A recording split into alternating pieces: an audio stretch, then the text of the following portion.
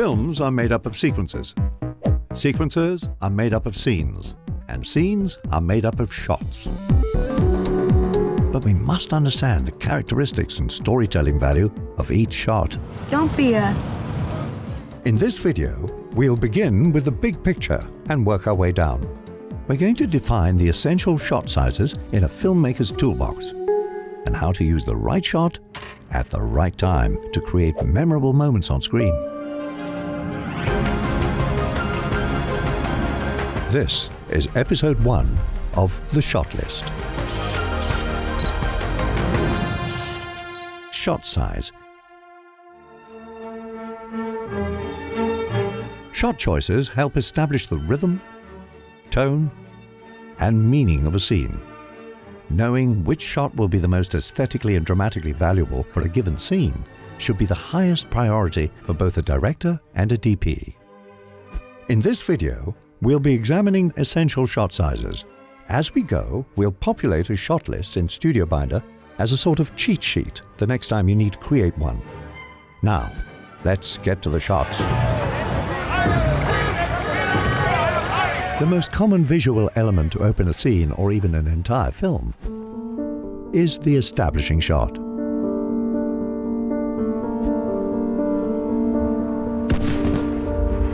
It is typically wide enough to establish the geography, time of day, show the scale of subjects in relation to their environment, and is often used to transition between scenes. With genres like science fiction, where entirely new worlds need to be introduced, the establishing shot is crucial. Blade Runner 2049 opens with a series of establishing shots. We get the first impressions of near-future Earth with industrial and futuristic farms outside the city. So remember, an establishing shot is a crucial introductory component of any scene. It can mark a transition to a new location, or introduce crucial details about the location or world. The establishing shot is often followed up with a master shot, or simply the master.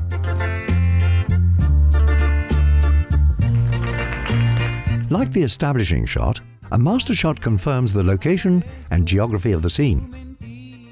It also clarifies which characters are in the scene and where they are in relationship to each other. Go on, sit down. Go ahead. Talk to each other. Sit down. Hey, Mr. Einstein. Here we see a master from The Godfather Part 2 framing the Corleone family around a dinner table. Hey, Sally, get in here. The majority of this scene is played in the master to emphasize the family's close-knit relationship. Your country ain't your blood, you remember that. I don't feel that way. Until Michael drops some devastating news. Well, if you don't feel like that, why don't you just quit college and go to join the army? I did. I enlisted in the Marines. Michael, why didn't you come to us? What do you mean? I mean, Pop had to pull a lot of strings to get your deferment. I didn't ask for it. I didn't ask for a deferment. I didn't want it. What's wrong? Come on, knock it off. Come on. But it also helps make Michael split from the family visual from this to this. Stupid. And we feel the emptiness around him that much more. Remember, the master captures the scene playing out in its entirety, providing the editor with something to cut out to, if necessary. Moving on. Wide shot, WS. Let me tell you about my boat.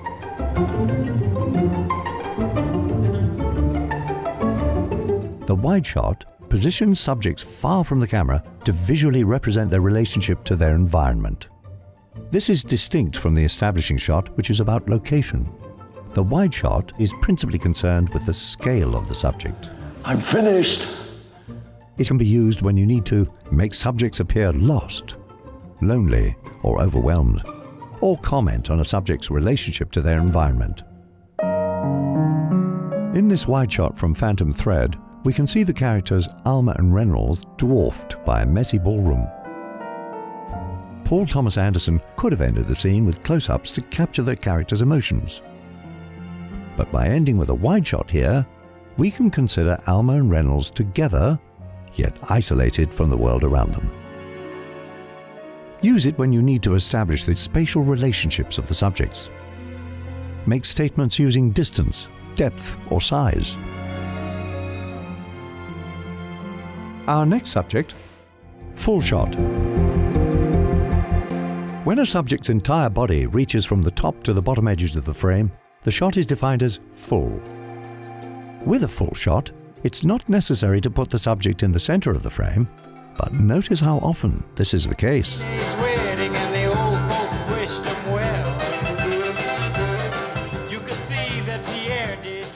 This example is effective because it is tight enough to tell a story with the character's face, but wide enough to further the story by observing her entire body, posture, and wardrobe. So remember, a full is composed head to toe, and you can use them when you need to make statements about a subject's physicality and present a character in all their glory. Moving on. Medium full shot, cowboy. The medium full shot is arranged from the top of the subject's head to just below their waist. It is sometimes referred to as a cowboy shot based on the height of gun holsters. Here we can see complementary angles from The Favorite, composed in medium fulls. The cowboy angle on the character Lady Sarah is particularly strong and confrontational. This isn't a western and features no holsters, but it's hard not to think of cowboys when firearms are deployed like this. Use it when you need to present a subject as confident, dangerous, or confrontational, especially when weapons might be drawn. Moving on. Medium shot, MS. Perhaps the most popular shot size in all of cinema is the medium shot. But why? Because it's more of a neutral shot, neither dramatic like a close-up or distancing like a wide shot. It captures the subject in a size similar to how we interact with people. Will you hold still? The typical composition of a medium shot starts above the waist but below the chest and ends just above the head. Shot sizes deployed in animated films function under the same compositional rules. Oh! Hello. Let's look at an example to better illustrate this. In this scene from Coco, Miguel watches a film starring his idol. The medium shot composition accommodates quite a bit. The props from Miguel's shrine, the detail on the TV screen, and Miguel's reactions to it. It's an intimate moment as we observe Miguel's joy, along with the objects of his affection in a single frame.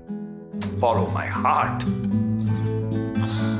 You know that feeling like this? So remember, the typical composition of a medium shot starts above the waist, but below the chest, and ends just above the head. Use it when you need to dig into a subject's eyes without losing their physicality or environment, or utilize a true middle ground approach that is neither jarring nor especially dramatic. Our next subject, medium close-up shot, MCU. When a shot frames a subject from mid-chest to just above their head, it is referred to as a medium close-up. Medium close-ups are about reducing distraction and prioritizing story and character details. Why don't you start right now? Use it when you need to get intimate with a subject without losing their physicality. Perhaps I treated you too harshly. Here, the villainous Thanos snaps his fingers during the climactic moments of Avengers Endgame. With this shot size, we have room for the Infinity Gauntlet, and Thanos' look of cruel satisfaction in thinking he has won. But when he fails, this medium close-up is designed to also capture his reaction.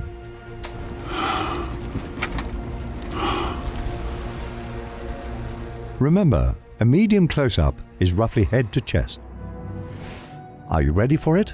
It's the close-up. See you. Here's Johnny! Of course, the most powerful visual weapon for highlighting a change in emotion or dramatic beat on screen. Close-ups are most often arranged at eye level, better to dig into the windows of a soul. In this shot size, we have a front row seat for a character's thoughts and feelings. Who is it? Will you help me? Yes, anything. The close-up is about empathy and illustrates how dramatically effective it can be in a time of decision or anxiety. Our final category: Extreme Close-Up Shot, ECU. An extreme close-up, or ECU, frames a subject to isolate a specific area. This could be lips, ears, or nose, but the eyes are typically the focus. Like here in Kill Bill Volume 1. As the bride is swarmed by the crazy 88, we cut back and forth between their entry points and her frantic eyes.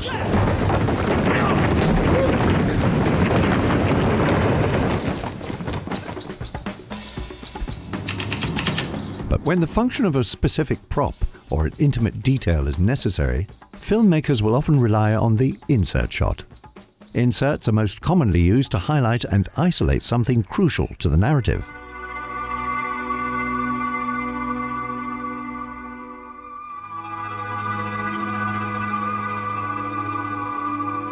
So remember, an extreme close-up or an insert shot is one of the greatest tools for emphasis. It is the most intimate, dramatic, and potentially startling of all shot sizes.